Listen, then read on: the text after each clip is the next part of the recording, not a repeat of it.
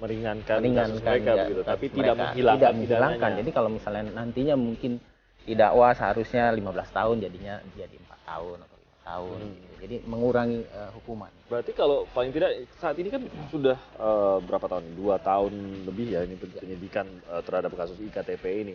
2 orang tersangka sejauh ini selama 2 tahun terakhir. Nah, 14 orang ini mengembalikan dana tersebut dan ini belum terhitung lagi korporasi yang mengembalikan. Korporasi itu sekitar 220 miliar kalau saya tidak salah, yang perorangan ini di total sekitar 30 miliar. Kalau ikut kata-kata Mas Agus tadi, ini berarti selain 2 yang sudah tersangka, setidaknya dari 14 kepala yang mengembalikan uang ini, memang ada indikasi dia menerima sesuatu.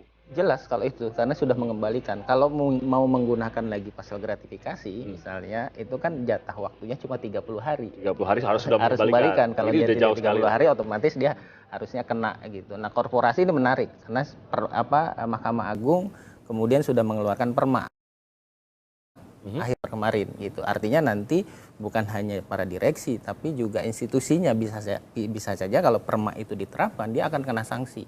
Sanksi misalnya pengembalian atau denda gitu. Bahkan bisa misalnya ditutup korporasinya gitu, perusahaannya. Artinya ini jadi sangat menarik lah beberapa bulan ke depan gitu. Besok ini kita baru akan mulai melihat persidangannya, tentu saja sekali lagi kita belum tahu nama-namanya. Kita hanya tahu apa yang beredar di media sosial. Bahkan kalau boleh jujur saya berbicara dengan KPK pun di balik layar mereka belum mau bicara apa-apa, belum ada nama yang mau mereka sebutkan bahkan off the record gitu. Tapi yang dikhawatirkan adalah karena ini mega skandal itu tadi bahwa pasti ada politisi yang mencoba entah mengkebiri, entah mengurangi lah paling tidak dampak dari guncangan politik yang mungkin terjadi begitu. Interest politik terhadap kasus-kasus KPK ini kan sesuatu yang nyata sampai beberapa kasus yang sebelumnya gitu. Akan terjadi lagi tampaknya di sini. Iya, saya kira ini karena ini kasus yang sangat besar ya. KPK harus lebih serius untuk menuntaskan persoalan ini. Dan ini menjadi momen penting untuk membongkar sebuah korupsi politik yang dasar. Karena ini kan pola yang sebetulnya dipertontonkan kepada publik. Ya.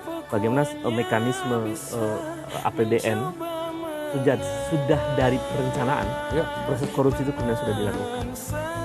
Perkara ini, maka kemudian pola korupsi yang sistemik ini itu akan terus berulang.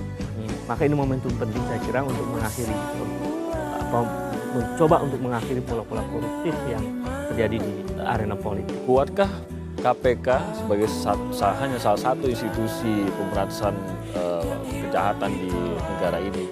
Kalau dibilang tadi ya KPK harus menjaga integritasnya, KPK harus berani, KPK tampaknya beban KPK begitu besar begitu. Dukungannya apa yang dibutuhkan KPK saat ini? Saya kira kita di dunia politik kan mengingat di sini politisi begitu yang akan disebut nama-nama. Saya kira saya memberikan apresiasi dengan KPK dan langkah-langkahnya dan kita mendukung apa yang dilakukan oleh KPK. Meskipun kemudian ada ruang analisis yang memungkinkan asumsi bahwa KPK sesungguhnya bagian dari proses politik. Karena proses rekrutmen akan melakukan protes DPR. Nah, pada persoalan itu saya kira publik itu harus terlibat untuk mengawasi, untuk mengontrol bahwa persoalan ini persoalan serius. 2 triliun itu angka yang sangat besar yang dampaknya secara sistemik. Bayangkan kalau 2 triliun itu dipakai untuk membangun sarana publik atau membangun sekolah dan lain-lain, itu sangat dasar. Nah, kalau publik kemudian terlibat, saya kira KPK akan bekerja. Bentuknya apa?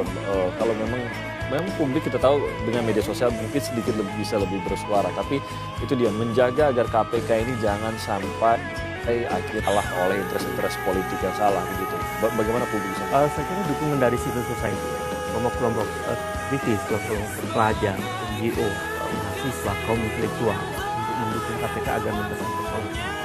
Karena ini dampaknya dasar secara sistemik akan menjadi pelajaran berharga bagaimana sebuah pola korupsi yang selama ini terjadi di parlemen itu dihentikan dengan sehingga memberikan efek jerah. Meskipun tidak ada jaminan ya bahwa kalau kemudian kasus ini selesai lalu ada efek jerah. Karena kan sedihnya begitu ya. Kalau para sosiolog korupsi itu kemudian membaca faktor-faktor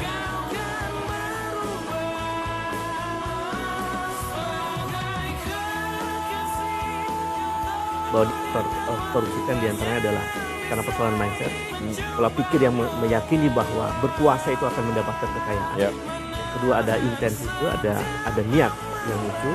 Yang kedua ada momen. Nah, momen ini sistem sebetulnya. Ada sistem yang kemudian momentum penting kita untuk membongkar kasus besar di skandal korupsi politik ini akan luar biasa.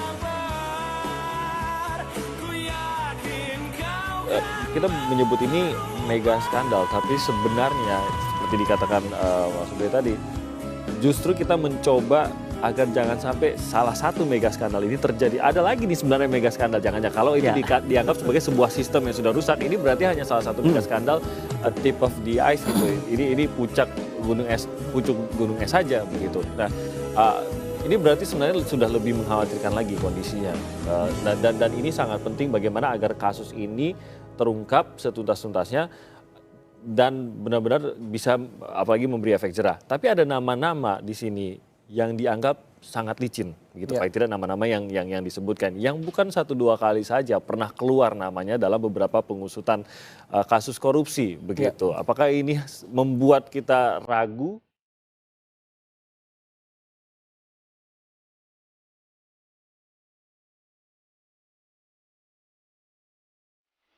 Ya sebenarnya konfirmasinya kan dari berapa kali dia dipanggil sebelumnya sebagai saksi atau beberapa politisi lain yang sempat menyebutkan di mana keterlibatannya.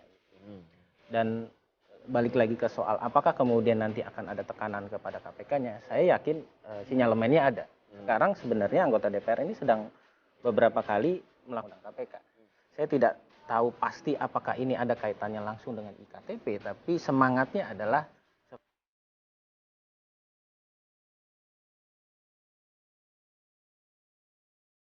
sepertinya berutuk mengamputasi lagi KPK. Jadi bisa jadi ini akan memperkeras pertarungan kasus ini ya, memperkeras pertarungan antara KPK dengan politisi. Benarkah kalau tadi yang dikatakan itu adalah melalui perubahan undang-undang KPK melalui itu? Ini upaya termasuk di UI kalau tidak salah juga meminta menggali masukan dari masyarakat, semangatnya dari akademisi agar ini ada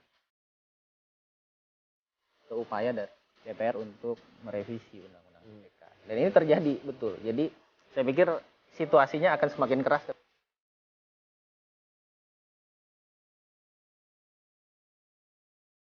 depan, apalagi kasus ini, dan bisa jadi akan semakin dipercepat. Tapi lagi-lagi ini kan kuncinya pembahasan revisi seperti ini bukan hanya di DPR, tapi juga harus ada dari kesepakatan dari pemerintah. Nah, kalau pemerintah sepakat untuk tidak ikut serta dalam pembahasan revisi, ini tidak akan terjadi. Makanya penting juga nih peran pemerintah dikawal. Nah, itu peran pemerintah. Kalau kita berbicara, jarang kita melihat bentuk peranan partai, terutama ya pada saat KPK ini. Kita menduga KPK kalau ini memang mega skandal pasti ada upaya untuk menyerang atau melemahkan KPK. Tapi tampaknya selalu kita merujuk pada lalu apa yang bisa presiden, pemerintah tadi.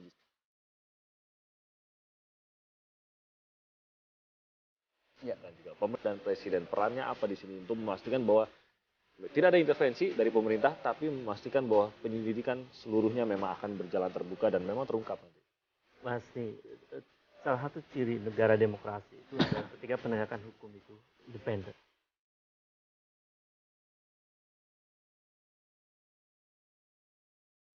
Itu. Nah, yang menjadi soal justru ketika perkara ini kemudian memicu intensitas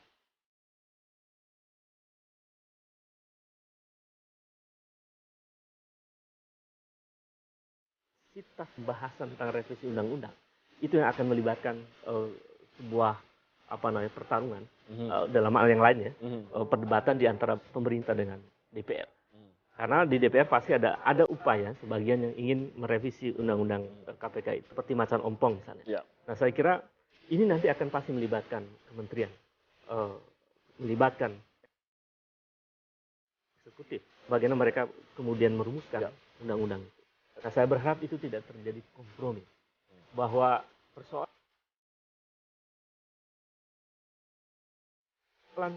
sudah menjadi istilah hukumnya masalah extraordinary crime, sebuah kejahatan yang sangat luar biasa, dan ini harus menjadi concern kita bersama.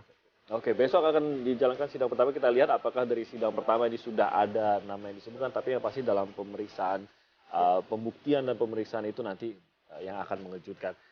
Jarang-jarang KPK sudah dari awal mengatakan ini bisa mengguncang politik. Jadi rasa-rasanya kita perlu mempersiapkan diri juga untuk siapa-siapa saja yang akan disebutkan dalam sidang kasus korupsi mega proyek IKTP ini. Terima kasih banyak, Mas Agus. Mas Saya Zubir, berharap terima kasih. publik juga meresponnya rasional. Betul, dan Tidak emosional ya. secara rasional itu yang penting juga ya dari masyarakat secara rasional, dan dari pemerintah juga perannya sangat penting juga untuk menjaga agar jangan sampai kasus ini melempem dan ada orang-orang yang memang sangat bahkan terlalu licin dari hukum. Kita akan kembali di Sapa Indonesia dengan informasi lainnya. 2 dari 3 orang saksi yang direncanakan hadir untuk memberi keterangan yang bisa meringankan terdakwa Basuki Cahayapurnama dalam sidang ke-13 kasus dugaan penodaan agama pada Selasa kemarin. Salah satunya tidak bisa memberikan